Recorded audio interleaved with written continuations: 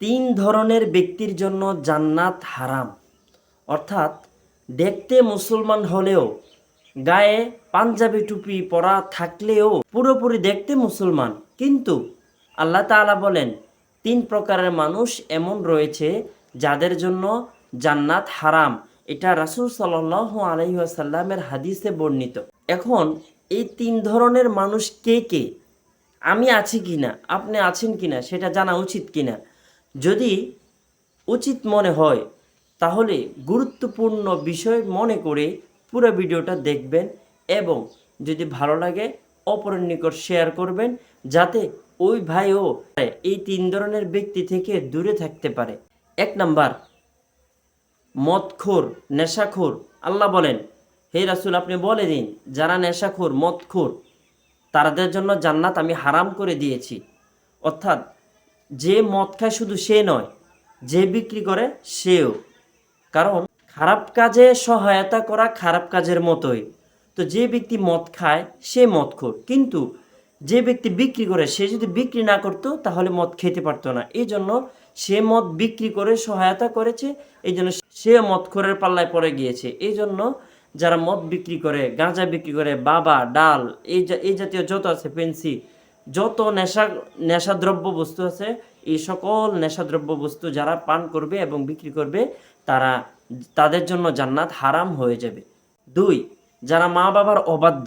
অর্থাৎ যারা মা বাবার অবাধ্যতা হয়, মা বাবার কথা শোনে না, মা বাবার মনে কষ্ট দেয়, তাদের জন্য জান্নাত হারাম হয়ে যাবে। এটা রাসূল সাল্লাল্লাহু আলাইহি সাল্লাম হাদিসে বলেছেন। এমনিতেও আল্লাহ তাআলা কোরআন মাজিদে বলেন, ওয়াকাদা রাব্বুকা আল্লা তা'বুদু ইল্লা ইয়্যাহু ওয়া বিল ওয়ালিদাইনি ইহসানা ইম্মা ইয়াবলুগান্না ইনদাকাল কিবারা আহাদুহুমা আও কিলাহুমা ফালা তাকুল লাহুমা উফ। যে তোমরা তোমাদের মা বাবার সাথে সদ্ব্যবহার করো এবং তাদেরকে এতটুকু কষ্ট দিবে না যার ফলে তারা উফ, মানে কষ্ট পেয়ে ভিতর থেকে তারা বলে উফ, মানে কষ্ট পেয়েছে, এই জিনিসটাও যাতে না বুঝাতে পারে তারা। এইভাবে তোমরা তাদের সাথে কথা বলবে, তাদের সাথে চলাফেরা করবে, তাদেরকে কখনো ধমক দিবে না, তুচ্ছ তাচ্ছিল্য করবে না, তাদের মনে কষ্ট দিবে না, বিন্দু পরিমাণে কষ্ট দিবে না। যদি কষ্ট দাও, মা বাবার অবাধ্য হও, তাহলে তোমার জন্য জান্নাত হারাম হয়ে যাবে। এই জন্য ভাই, এই দুইটা বিষয় থেকে আমরা সব সময় কি থাকবো, বিরত থাকব। 3 নম্বর যে বিষয়টা, সেটা হচ্ছে শুধু পুরুষদের জন্য। সেটা হচ্ছে যে পুরুষ, 3 নাম্বার হচ্ছে দায়ুস ব্যক্তির জন্য জান্নাত হারাম। এখন দায়ুস কাকে বলে?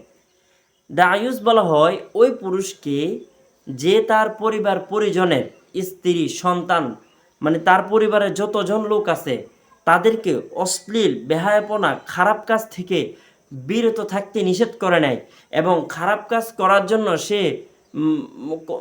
সেই খারাপ কাজে বাধা দেয় নাই। তার স্ত্রী একটা বেহায়াপনা কাজ করছে, অশ্লীল কাজ করছে, কিন্তু সেই কাজে সে বাধা দেয় নাই, সেই কাজে সে সহমত পোষণ করছে। অথবা তার পরিবারে তার সন্তানাদি কোনো খারাপ কাজ মানে খারাপ কাজ করতেছে, কিন্তু সে বাধা না দিয়ে সে সহমত পোষণ করছে, মেনে নিয়েছে এই খারাপ কাজটাকে।